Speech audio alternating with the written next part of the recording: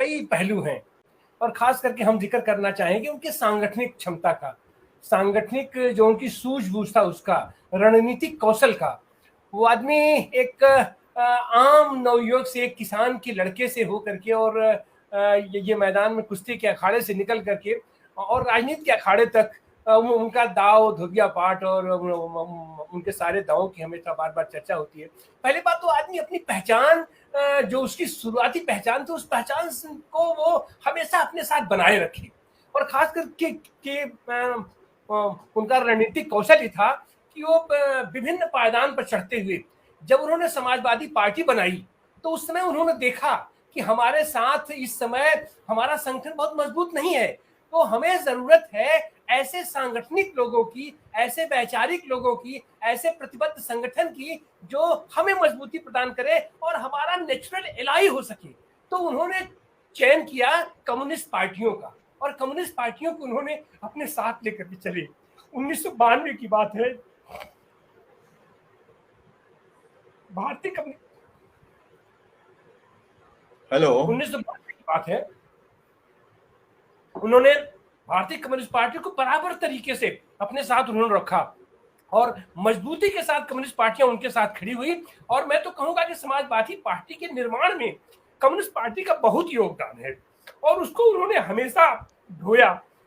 और खास करके मैं जिक्र करना चाहूंगा कि जिस तरीके से संगठन में वैचारिक पक्ष को वो महत्व देते थे, शिक्षण प्रशिक्षण को महत्व देते थे, वो अपने आसपास ऐसे तमाम वैचारिक लोगों की वो टीम बना करके रखते थे और हमेशा ये प्रशिक्षण कार्यशाला चलवाते रहते थे। और प्रशिक्षण कार्यशाला की स्थिति ये थी कि वो चौकीदार के रूप में दरवाजे पर खड़े रहा करते थे और अंदर जो सारे लोगों को बाहर से अपना जो लोग जिनको भाषा पसंद नहीं था, शिक्षक अपना पसंद नहीं था, बाहर निकलते थे, फिर उनको दबोच के अंदर करते थे। हमको याद आता है एक संस्मरण हम उनका याद करना चाहेंगे। 2005 में 125वीं वर्षगांठ थी मुंशी प्रेमचंद की। मुंशी स्वामी घाट बजरी थी, ये कुंडा पे बही है लड़की। मुंशी प्रेमचंद अपने ही शहर में, अपने बनारस में, अपने गांव में बेगाने जैसा था आदमी। वह आदमी जो हिंदी साहित्य का गोरखी कहा जाता था, जिसने पूरे स्वाधीनता आंदोलन को एक नई दिशा दी, साहित्य को पूरी नई दिशा दी, वो अपने ही जिले में, अपने ही गांव में अनजान जैसा था। तो 125वीं वर्षगांठ पर हमको याद है सरला माहेश्वरी उस समय एमपी हुआ करती थी और मुलायम सिंह यादव उस समय जो मुख्यमंत्री हुआ करते थे और ये जयपाल रेड्डी संस्कृति मंत्री हुआ करते थे। उन्होंने एक प्रोजेक्ट किया कि नहीं, उनके याद में वहां एक शोध संस्थान बनाया जाए, उनका स्मारक बनाया जाए लम्हे में। और जैसे ही ये प्रस्ताव गया मुलायम सिंह यादव के पास, मुलायम जी तन मन धन से उसके साथ खड़े हुए और 2005 में वो आए और वहां पर उसकी आधारशिला रखी। और खास करके मुख्यमंत्री होते हुए जयपाल रेड्डी का ये फ्लाइट जो है सो वो लेट हो रही थी, 5 घंटा उन्होंने इंतजार किया। इंतजार करने के बाद हमको याद है उस समय मंच पर मैं था, अब 5 घंटे लाखों की भीड़ थी, सभा होने वाली थी और बहुत ही ऐतिहासिक सभा थी और ऐतिहासिक दिन भी था। हम हमारे बनारस के लाल का इतना बड़ा स्मारक बनने वाला था और फिर वो 5 घंटा इंतजार करके उन्होंने जो वहां पर आधारशिला रखी, अपने प्रदेश की तरफ से जमीन मुहैया कराई, 3 हेक्टेयर जमीन का उन्होंने वादा किया था, उसको किया, पैसा रिलीज किया। बनारस में जो उनका पाणीपुर चौराहा हुआ करता था, जिसका उनके वो रंगभूमि में उन्होंने वो प्रेमचंद ने अपना जिक्र किया था, वो सूरदास की मूर्ति लगी थी, तो वहां पर उन्होंने प्रेमचंद की मूर्ति लगवाई और शहर में 3-4 जगहों पर प्रेमचंद का पार्क बनवाया। तो और खास करके हम कहना चाहेंगे उस संदर्भ में, वहां पर उन्होंने मंच पर अपने जो प्रगतिशील लेखक संघ के नामवर सिंह जी थे, अध्यक्ष थे, जनवादी लेखक संघ के शिव कुमार मिश्र जी थे, माने पूरा का पूरा हिंदी साहित्य या साहित्य जगत, वो जो लाखों की भीड़ थी, उसमें किसी भी धारा का कोई भी ऐसा साहित्यकार नहीं था जो वहां न रहा हो। और 5 घंटे इंतजार करने के बाद मंच पर उन्होंने उसका वो किया और वहां उसके बाद मंच से उतरने के बाद उन्होंने कहा कि भाई नामवर जी, आप सारे लोगों को मैं चाहता हूं कि आप लोगों के साथ हम बात करें। तो उनके साथ जो आदमी था उसने कहा कि आप लोग समय लेकर के आ जाइएगा और डांटा मुलायम सिंह यादव ने, कहा चुप रहो, जब तुमको बात नहीं समझ में आती है तो आपको जब सहूलियत हो तब आप लोग बताइएगा, हम आपके लिए समय निकाल के हम आपको बुलवाएंगे। तो इस तरीके से वो सम्मान करते थे साहित्यकारों का, बौद्धिकों का, वैचारिक लोगों का।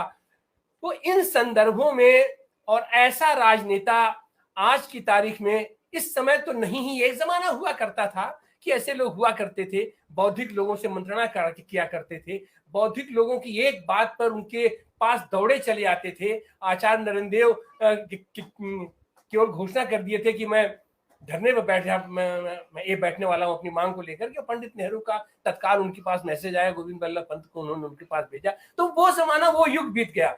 आज की तारीख में मैं समझता हूं उस युग का जो सिद्धांतकारों को, वैचारिक लोगों को, शिक्षण प्रशिक्षण को इतनी वरीयता देने वाले, कि हमको लगता है कि ये अंतिम पीढ़ी रही है और ये लगभग अंतिम कड़ी रही है मुलायम सिंह यादव की, जो हमारे साथ आज की तारीख में बिखरी है। और इस बीच भी जब वो अखिलेश यादव को, जब नेतृत्व अखिलेश ने दिया, तो बार बार उसको बुला करके जिस तरीके से डांट करके उनको कहा करते थे कि ऐसे संगठन चलाओ, संगठन भीड़ से नहीं चलेगा, संगठन को शिक्षित करो, प्रशिक्षित करो, बार बार उनका ध्यान हुआ करता था। और हमको लगता है कि आने वाले दिनों में निश्चित रूप से मुलायम सिंह यादव की जो प्रेरणा थी, जो उनका सपना था, उसको लेकर के एक बड़ी जिम्मेदारी उत्तर प्रदेश पर है। और उत्तर प्रदेश में समाजवादी आंदोलन को है, और ये निश्चित रूप से अखिलेश जी के ऊपर बड़ी जिम्मेदारी है ये, कि जितने भी समाजवादी समूह हैं पूरे देश के पैमाने पर, क्योंकि समाजवादी समूह, अखिलेश जी ये मुलायम जी भी बार बार कहते थे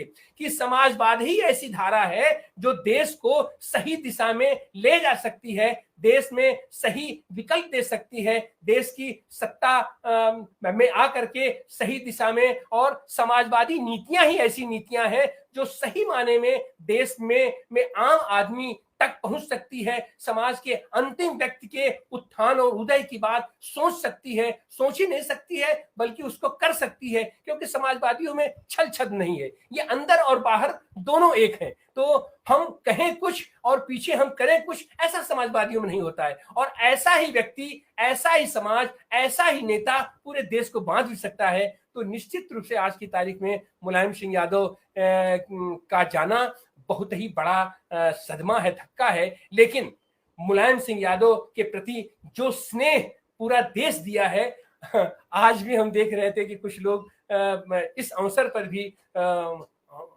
उनके लिए अपशब्दों का भी प्रयोग हमने देखा है। वो उन लोगों की कुंठा है, लेकिन हम तो शुक्रगुजार हैं कि हमारी सरकार ने 3 दिन का राष्ट्रीय शोक उनके लिए घोषित किया है, और उनके सैफई गांव में राजकीय सम्मान के साथ उनकी अंत्येष्टि की इन लोगों ने घोषणा किया है। यह निश्चित रूप से एक सही कदम है, और जनतंत्र का यही तकाजा है कि हम व्यक्तिगत किसी के दुश्मन नहीं होते हैं, हमारे मतभेद हैं, हमारा मनभेद नहीं होना चाहिए। तो वो मनभेद नहीं हो, इस बात का अगर कोई प्रतीक हो सकता है तो वो मुलायम सिंह यादव हैं। जिस तरीके से उन्होंने अपने घनघोर विरोधी मोदी जी को भी आशीर्वाद दिया संसद में, और सारे लोगों के प्रति अपनी शुभकामना व्यक्त की थी उस समय संसद में, कि भाई हम चाहते हैं कि सब लोग आए, सब लोग फिर से चुन के आए, और हम लोग यहाँ मिलजुल करके जैसे अब तक रहे हैं। उसके पहले वाले में मीरा कुमार के लिए भी उन्होंने ऐसे ही कहा था कि हम चाहते हैं कि आप फिर चुन करके आए, और जिस तरीके से आपने अध्यक्षता का संचालन किया है, ऐसे ही आप पुनः हमारी अध्यक्ष बने। तो यह जो एक गार्जियनशिप का भाव होता है, यह जो एक स्टेट्समैन का भाव होता है, यह भाव बहुत कम देखने को मिलता है, और आज की पीढ़ी में तो लगभग लुप्त प्राय होता जा रहा है। और आज के समय में राजनीतिक लोग अपने विरोधियों को दुश्मन मानने लगे हैं, और मनभेद की पराकाष्ठा तक जाकर के अपने ही दल, अपने ही संगठन में लोग गलाकाट प्रतियोगिता करते हैं। मुलायम सिंह यादव ऐसे नहीं थे। मुलायम सिंह यादव अपने संगठन के विस्तार के लिए प्रयास करते थे, लेकिन उनका कभी भी यह नहीं था कि जो हमसे वैचारिक मतभेद रखता है वो हमारा दुश्मन है, ऐसा नहीं करते थे। उसके मत का खंडन करते थे, उससे बात करते थे, हास विहास परिहास अपना मनोविनोद सब किया करते थे। यही कारण था कि कल्याण सिंह जैसे आदमी को भी उन्होंने अपने यहाँ प्रश्रय दिया, अपने साथ मिलाया। वो वो व्यथित थे। अब कल्याण सिंह से ज्यादा तो वैचारिक वो मतभेद का कोई आदमी हो नहीं सकता था मुलायम का, लेकिन उन्होंने सम्मान के साथ उनको अपने साथ रखा, अपने साथ मिलाया। तो ये स्टेट्समैनशिप होती है, ये होता है सही नेतृत्व और सही नेता का दायित्व काम होता है। आज की तारीख में निश्चित रूप से मुलायम बहुत याद आएंगे, हमारे बुद्धिजीवी लोगों को याद आएंगे, वैचारिक लोगों को याद आएंगे, राजनीतिक लोगों को याद आएंगे और एक स्टेट्समैन के रूप में याद आएंगे। हम तो उनको उन्हीं रूपों में, इन्हीं विभिन्न रूपों में हम उनको याद करेंगे और एक समाजवादी योद्धा के रूप में हम उन्हें याद करेंगे। आज उनकी आवश्यकता थी, जबकि पूरे देश के पैमाने पर सारे समाजवादियों को एकजुट करने के लिए वह एक मजबूत चुंबक था जिसके आसपास सारे लोग इकट्ठा हो सकते थे। और आज की तारीख में भी अगर इकट्ठा हो सकते हैं तो निश्चित रूप से वो मुलायम सिंह यादव का व्यक्तित्व और